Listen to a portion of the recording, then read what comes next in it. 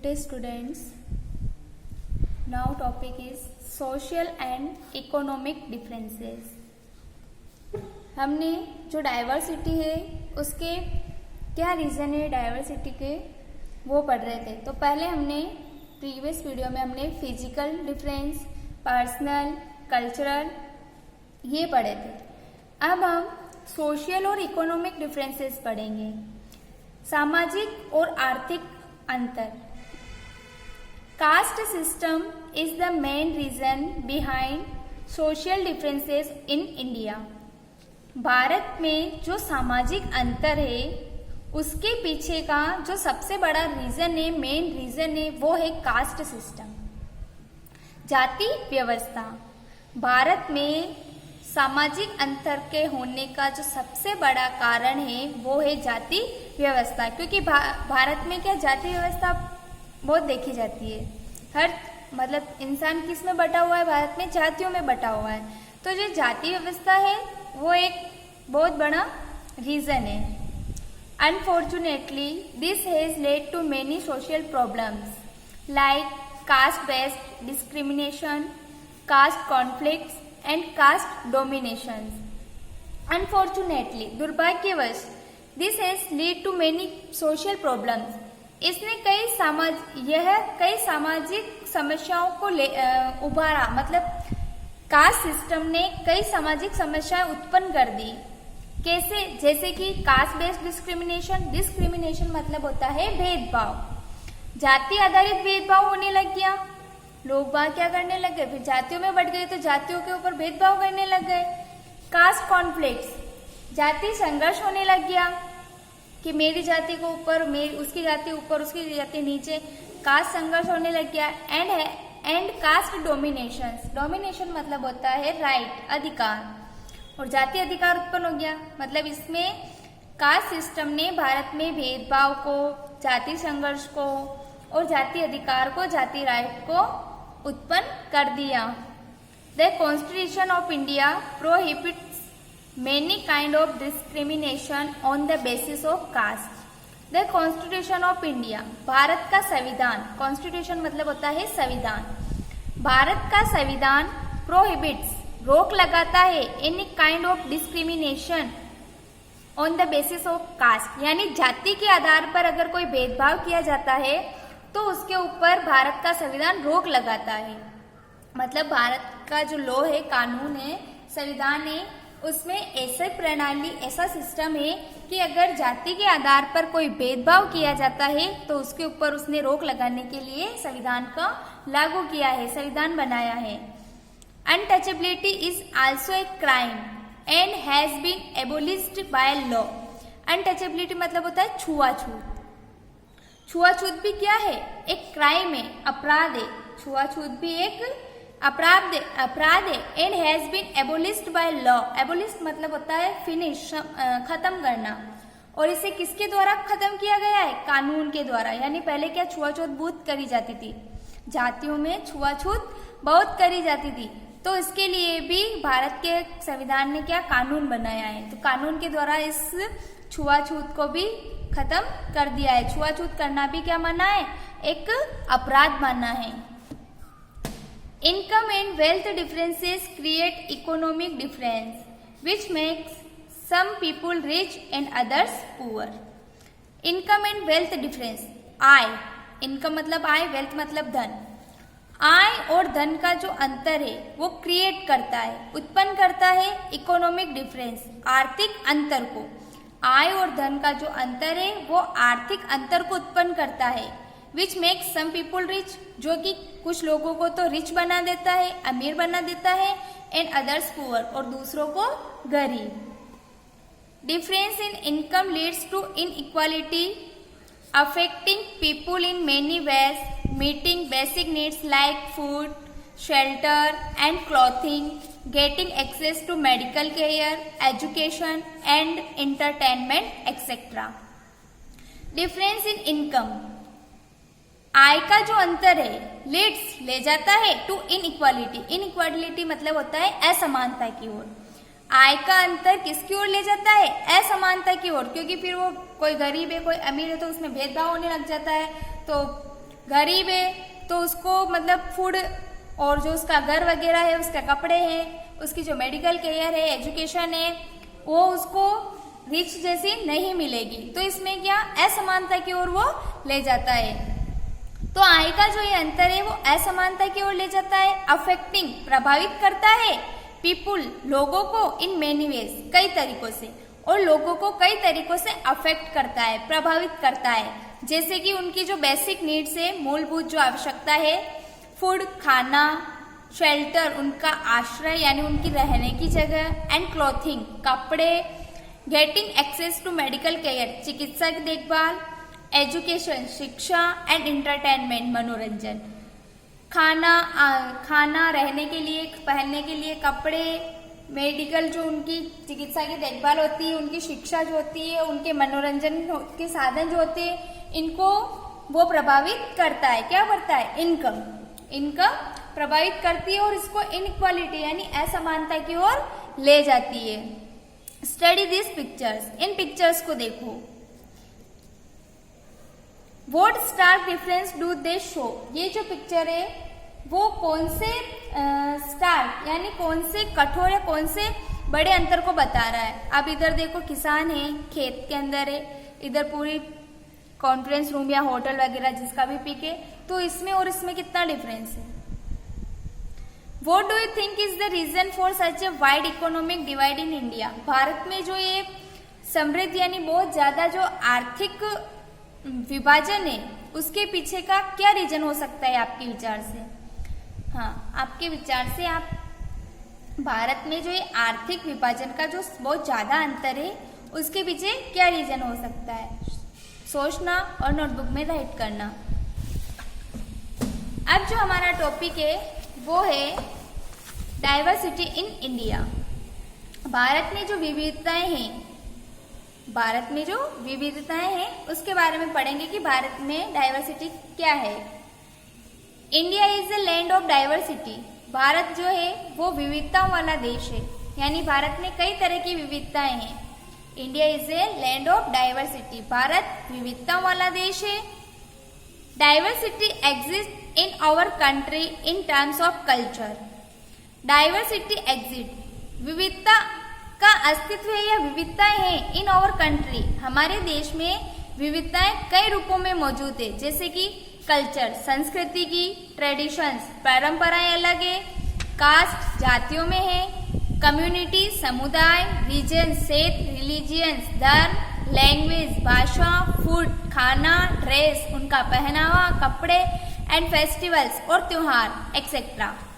भारत जो है वो विविधताओं वाला देश है, हमारे देश में कई तरह की विविधताएं मौजूद है। संस्कृति परंपराएं, जाति समुदाय, क्षेत्र, धर्म, भाषा, फूड, ड्रेस, फेस्टिवल, यानी सबकी अपनी अपनी अलग संस्कृति है, परंपराएं हैं, उनके बोलने की लैंग्वेज अलग है, खान पान अलग है, उनका पहनावा अलग है, और उनके द्वारा जो फेस्टिवल सेलिब्रेट किए जाते हैं वो अलग है, उनके रीजन्स अलग है यानी क्षेत्र अलग है, उनके जो रिलीजन है धर्म है वो भी अलग है। तो ऐसे करके हमारे देश में, भारत जो है हमारा देश, उसमें कई तरह की विविधताएं मौजूद है। The different physical and geographical features in different parts of India influence climate and in turn the food, attires, customs and culture of the people inhabiting these regions. जो भौतिक और जो भौगोलिक विशेषताएं हैं, जो भौतिक और भौगोलिक विशेषताएं हैं, अंतर है उनमें, वो भारत के अलग अलग हिस्सों को प्रभावित करती है। इन्फ्लुएंस क्लाइमेट, उसकी जलवायु को प्रभावित करती है। भारत की भौतिक और जो भौगोलिक विशेषताएं हैं वो किसको प्रभावित करती है? भारत के अलग अलग क्षेत्रों में जो जलवायु है उसको प्रभावित करती है। और इसके साथ साथ जब वो जलवायु को, क्लाइमेट को प्रभावित करेगी तो और उसको कर प्रभावित करेगी, वो उसके खाने को प्रभावित करेगी, उसके ड्रेसेस पहनावे को करेगी, वहाँ की कस्टम्स रीति रिवाज, वहाँ की संस्कृति, यानी जिस क्षेत्र में लोग रह रहे हैं, इनहेबिट कर रहे हैं, निवास कर रहे हैं, उन लोगों की संस्कृति, रीति रिवाजों, पहनावे, खान पान आदि को भी प्रभावित करेगी।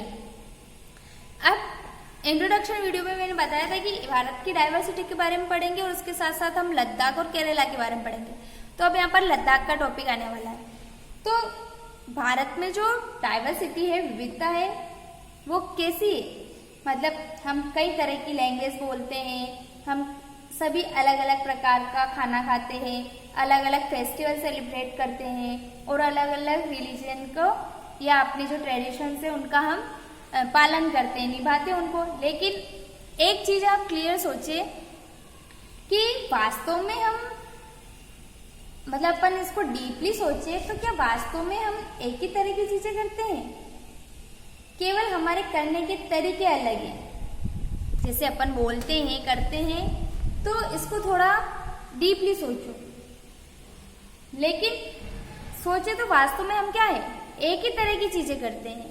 हम एक ही तरह की चीजें करते हैं, केवल हमारे क्या है, करने के तरीके अलग हो जाते हैं। अब जैसे भारत जो है वो विविधता वाला देश है, तो विविधता वाला देश कैसे है? यानी आज से मानो कि इसको आप समझे कि डाइवर्सिटी को कैसे समझो, तो एक मैं आपको बता रही हूँ कि करीब मान लो लगभग 200 या 200-250 साल पहले जब रेल, जो एरोप्लेन है, बस है या कार है, वो हमारे जीवन का पार्ट नहीं थे, हमारी लाइफ का पार्ट नहीं थे, वो थे ही नहीं उस टाइम। तो 200 साल पहले लेवे तो रेल वगैरह, जो एरोप्लेन है, बस है, वो तो थे ही नहीं। फिर भी लोग एक जगह से दूसरी जगह ट्रैवल करते थे। अपन ने प्रीवियस उसमें हिस्ट्री वगैरह पढ़ा था तब। तो एक जगह से दूसरी जगह करते ही थे। वे कैसे करते थे? वे जो ये शिप है, पानी के जो जहाज है, या फिर जो हॉर्सेस है, केमल्स है, उस पर बैठकर या फिर पैदल चलकर जाते थे। और वो जो ये ट्रैवल करते थे वो या तो फिर खेती करने या फिर उस जगह पर रहने के लिए या फिर अपनी नई जमीन को खोजने के लिए या फिर व्यापार के लिए करते थे। मतलब ट्रेडर वगैरह ट्रेडिशंस, अपने जो बिजनेस होता था उसके लिए करते थे।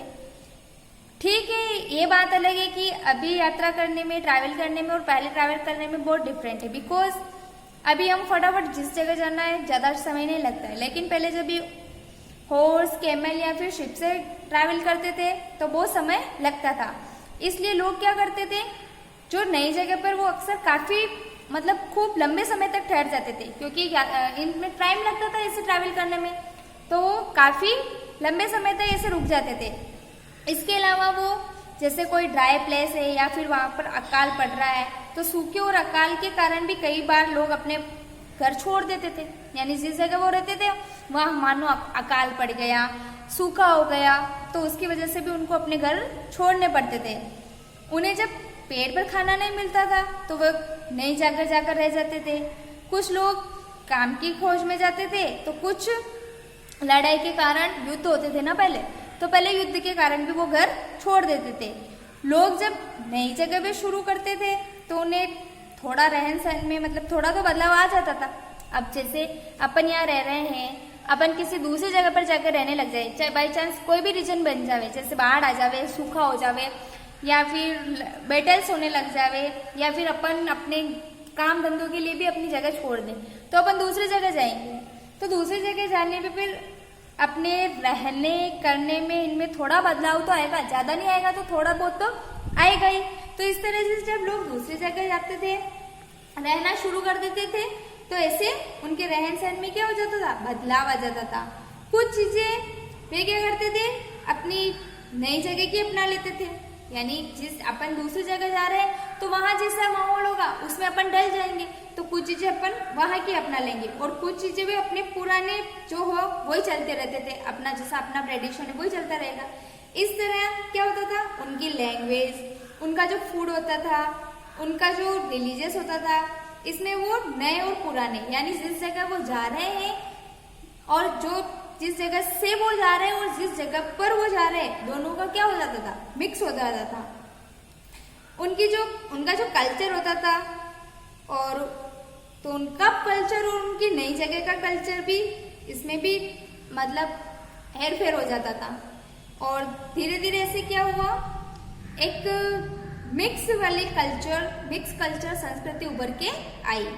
अब अगर अपन अलग अलग रीजन्स की अगर हिस्ट्री देखें तो हमें पता चलेगा कि किस तरह से जो डिफरेंस है रिलीजियस में कल्चर्स में वो लोगों को कैसे प्रभावित करते हैं। इस तरह से मतलब कई रीजन्स और जो हिस्ट्री से उसके कारण हमें विविधता उत्पन्न हो जाती थी।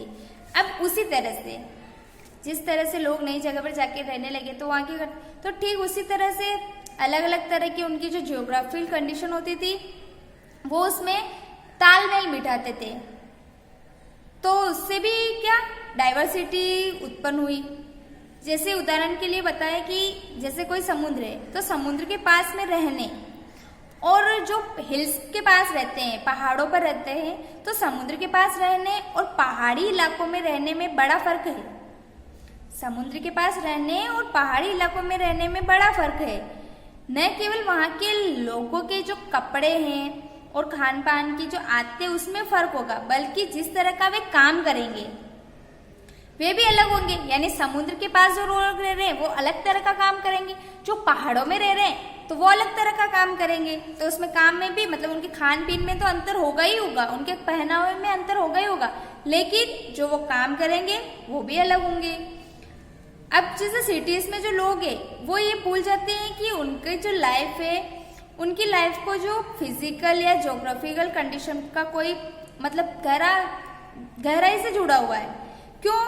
क्योंकि जो शहरों में लोग रहते हैं वो फ्रूट्स या ग्रेन्स वगैरह वेजिटेबल्स वगैरह ग्रो नहीं करते। वो इन सब के लिए किसके ऊपर डिपेंड रहते हैं? केवल मार्केट के ऊपर डिपेंड रहते हैं। तो अब अपन अपने इसके लद्दाख के बारे में पढ़ते हैं। इससे अपन समझते हैं कि लद्दाख और केरल के बारे में पढ़ेंगे, जिससे अपने को मतलब ये जो डाइवर्सिटी है उसका जो फिजिकल और जो ज्योग्राफिकल रीजन्स है उस पर क्या इफेक्ट पड़ता है। अब जो लद्दाख और केरल के बारे में हम पढ़ने वाले हैं, हम वो नेक्स्ट वीडियो में पढ़ेंगे। Thank you.